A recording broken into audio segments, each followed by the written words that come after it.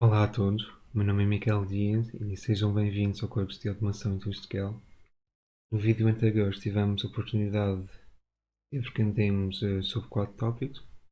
O primeiro foi a descobrirmos o que é automação industrial, o segundo, o que é um PLC. O terceiro tópico foi aprendermos a diferenciar duas linguagens das mais utilizadas para escrever programas no PLC, que é a linguagem Ladder e a linguagem Lisp.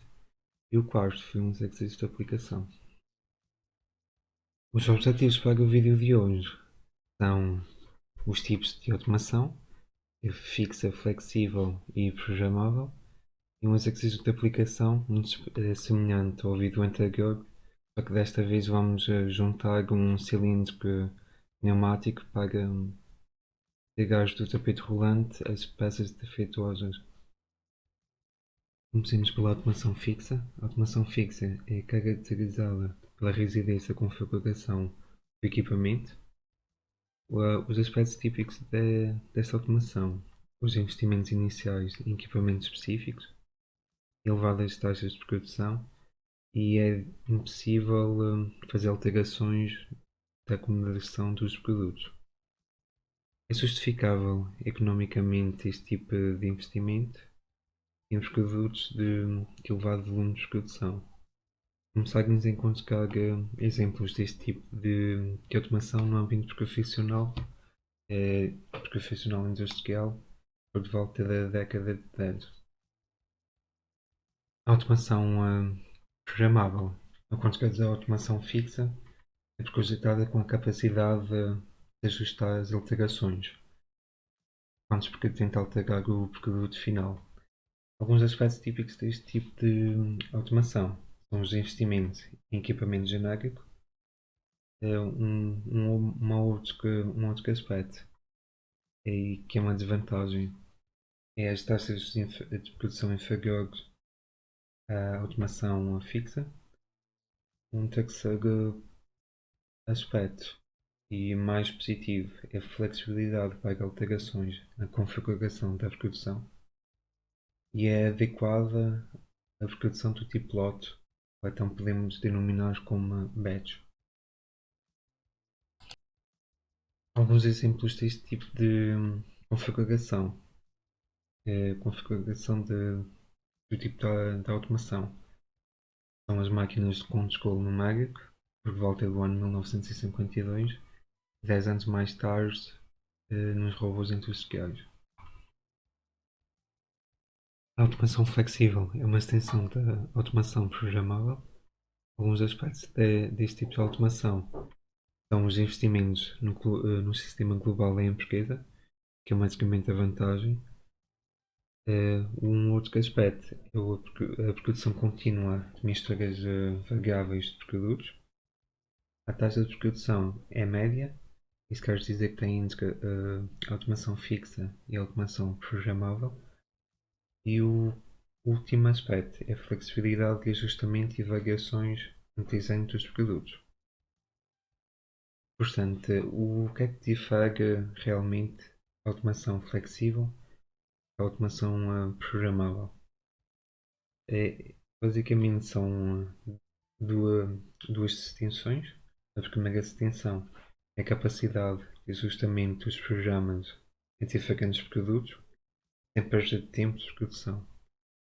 O segundo aspecto é a capacidade de ajustamento dos elementos físicos da produção, sem perda do tempo de produção.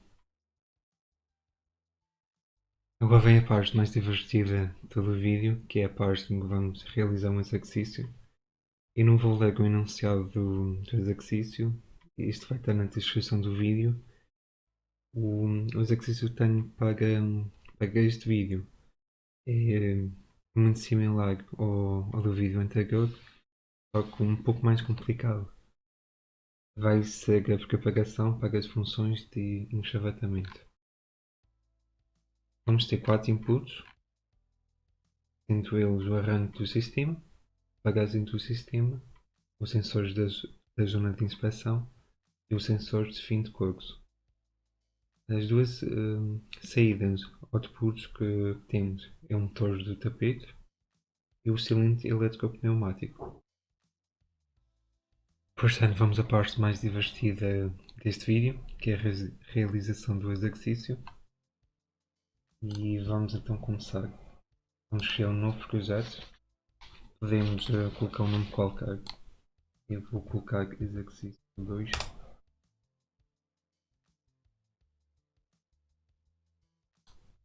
Eu vou create. Ok.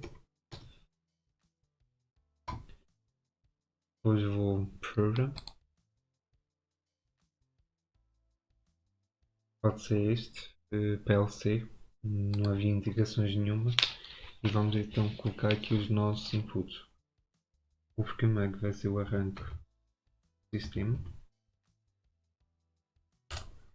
O segundo é a apagagem do sistema.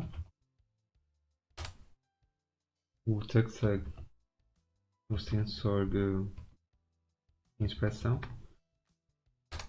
E o quarto e último, o sensor de intercurso.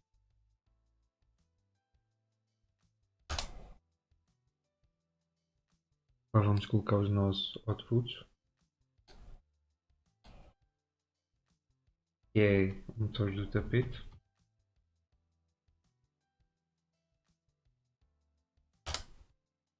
E o cilindro. Vamos aqui a Program. Yes.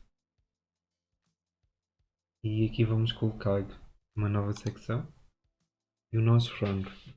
Este exercício é muito similar, ou pelo menos parte dele é similar ao do vídeo anterior. Se quiserem ver também podem ver o vídeo anterior para mais pormenores.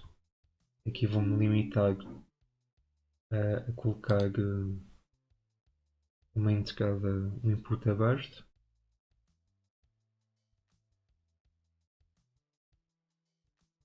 E o arranque do sistema. Mais um fechado. E a apagagem do sistema. Vai ser o nosso input dar ponto 1.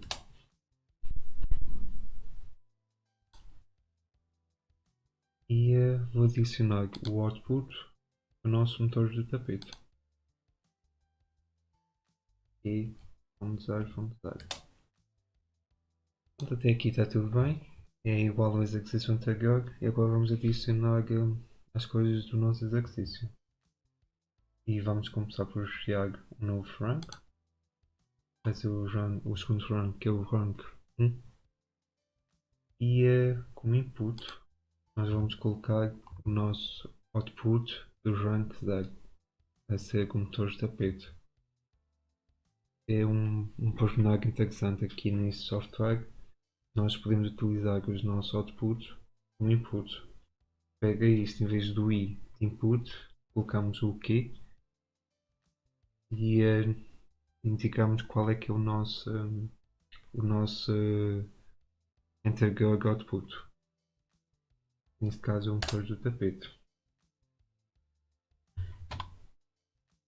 E continuamos assim a fazer o nosso rank. Vamos colocar o nosso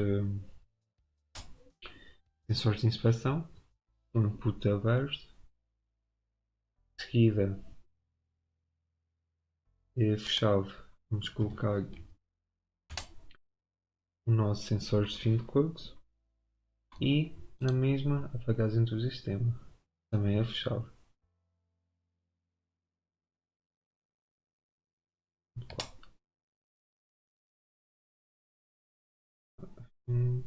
Apagagem do sistema que é o 1.